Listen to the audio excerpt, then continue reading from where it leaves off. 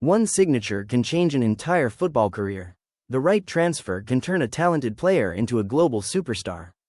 But the wrong transfer can destroy confidence, eliminate playing time, and make an elite footballer almost unrecognizable. Some of the players on this list were considered among the best in the world. Others were young stars expected to dominate football for the next decade. Then they joined the wrong club at exactly the wrong time.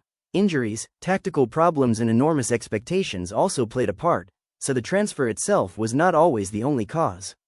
But in every case, that move became the turning point. Here are 10 transfers that destroyed football careers. Number 10. Donny van de Beek to Manchester United.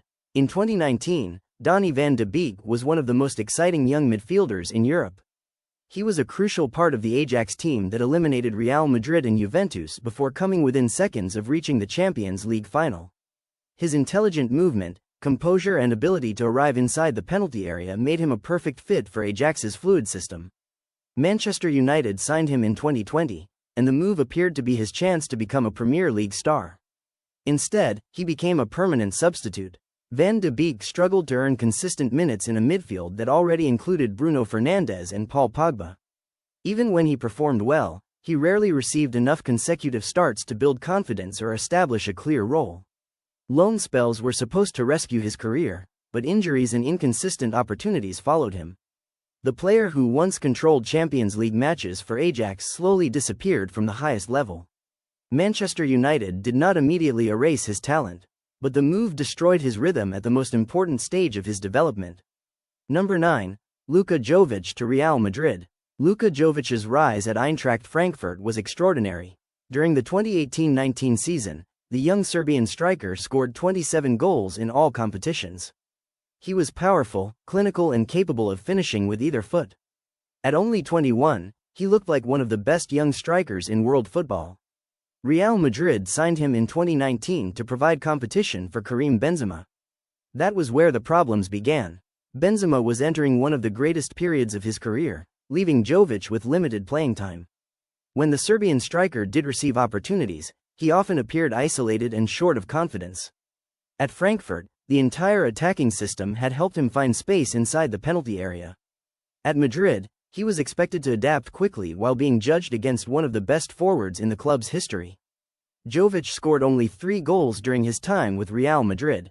He returned to Frankfurt on loan and scored twice in his first match back, showing that his ability had not completely disappeared.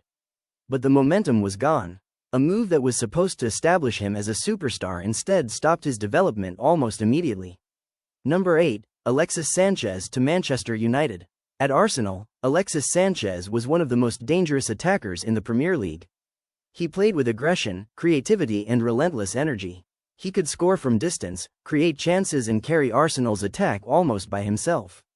During his best seasons in London, he genuinely looked like one of the best players in England. In January 2018, he joined Manchester United in a swap deal involving Henrik Mkhitaryan. The expectations were enormous. United presented him as a superstar signing, but the player who arrived at Old Trafford looked completely different from the one who had dominated at Arsenal. Alexis struggled to connect with his teammates and regularly lost possession while attempting to force attacks. His confidence declined, and his performances became increasingly desperate. He scored only 5 goals in 45 appearances for Manchester United. His huge salary also made him a constant target whenever the team performed badly.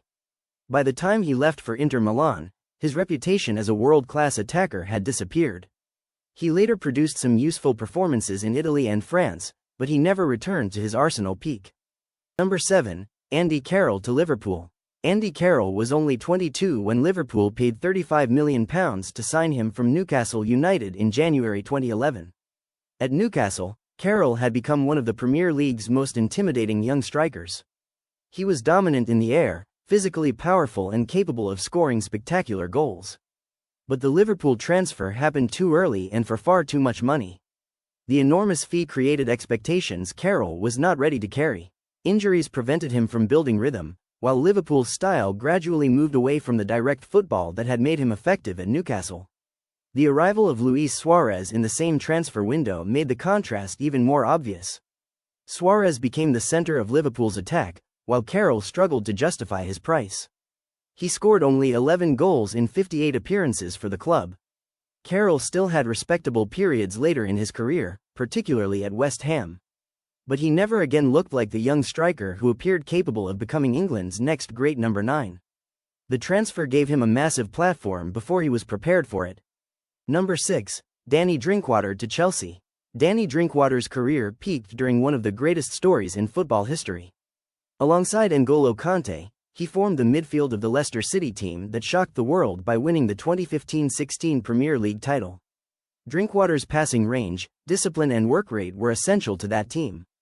1 year after Kanté moved to Chelsea, Drinkwater followed him to Stamford Bridge in a deal reportedly worth around £35 million.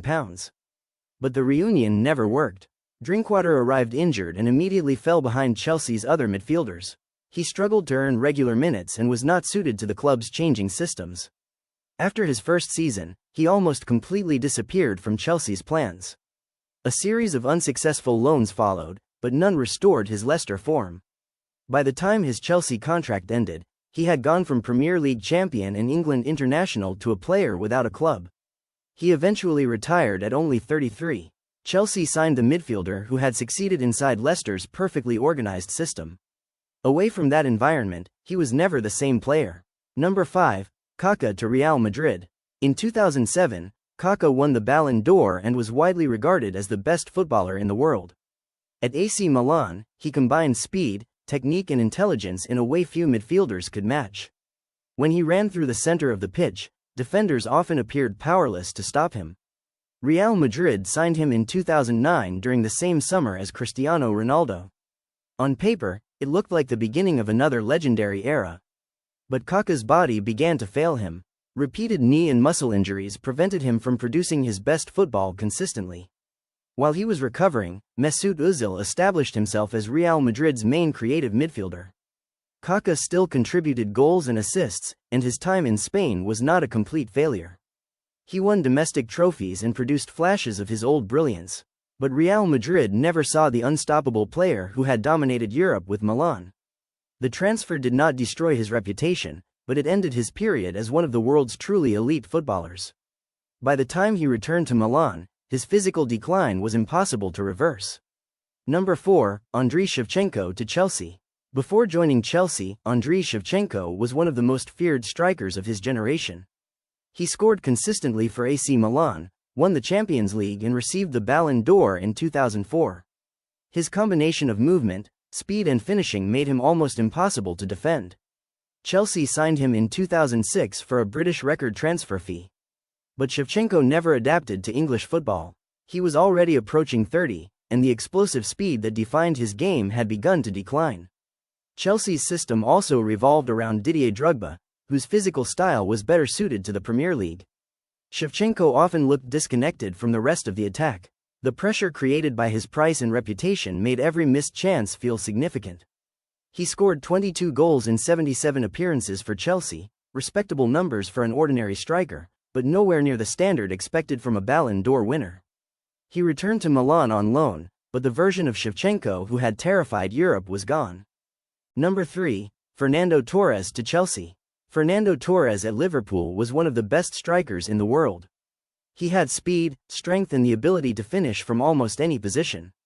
In his first Liverpool season, he scored 33 goals in all competitions. His battles with Premier League defenders became essential viewing.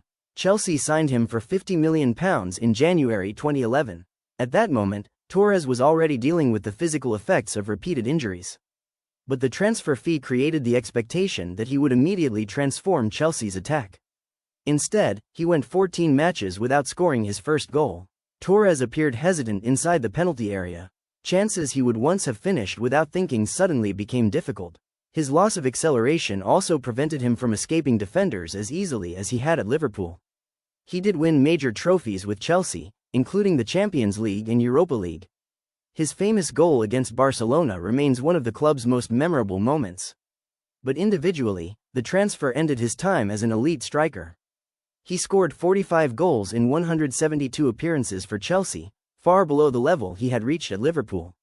The trophies survived, the unstoppable Fernando Torres did not. Number 2. Philippe Coutinho to Barcelona. At Liverpool, Philippe Coutinho became one of the Premier League's most entertaining players. He could beat defenders, create chances and score spectacular goals from outside the penalty area. By 2017, he was the creative center of Liverpool's attack. Barcelona signed him in January 2018 in a deal worth up to €160 million. The club viewed him as a long-term replacement for Andrés Iniesta, but Coutinho was never naturally suited to that role. He preferred operating from the left or playing as an attacking midfielder, positions already influenced by other stars in Barcelona's system. The pressure of his transfer fee made the problem worse. Coutinho produced moments of quality, but he never looked comfortable. Supporters became frustrated, his confidence collapsed and Barcelona eventually sent their record signing to Bayern Munich on loan. The humiliation became complete when Coutinho scored twice against Barcelona during Bayern's historic 8-2 Champions League victory. He returned to Barcelona, but there was no real recovery. Later moves could not restore the player who had been so influential at Liverpool. Barcelona bought an exceptional footballer without having a clear position for him. Number 1. Eden Hazard to Real Madrid. Eden Hazard's move to Real Madrid appeared destined to succeed. At Chelsea, he had become one of the best players in Premier League history. He could dribble through entire defenses, create goals and decide major matches by himself. In his final Chelsea appearance, he scored twice and provided an assist in the Europa League final. Real Madrid signed him in 2019 to replace the attacking influence lost after Cristiano Ronaldo's departure. Hazard was given the number 7 shirt and presented as the club's next superstar. But his Real Madrid career collapsed almost immediately. Fitness problems affected his preparation, and a serious ankle injury interrupted his first season. Further injuries followed, preventing him from building any consistency. Whenever he appeared close to returning, another physical problem stopped him. Hazard scored only 7 goals in 76 appearances for Real Madrid. Although the club won several trophies during his time in Spain, he was rarely an important part of those successes. The most frightening dribbler in England became a substitute struggling to stay fit. Hazard left Real Madrid in 2023 and retired from professional football only a few months later, at the age of 32. Very few transfers have created such a dramatic contrast. Real Madrid signed a player at the peak of his powers. 4 years later, his career was over. A transfer can offer money, trophies and a larger stage. But none of those things guarantee success. Sometimes the tactical system is wrong. Sometimes injuries take control. And sometimes the pressure of a massive fee destroys a player's confidence before he has time to adapt. Which transfer do you think had the most damaging effect on a footballer's career? Thanks for watching Peak Selects. Like the video, subscribe to the channel and turn on notifications for more football stories.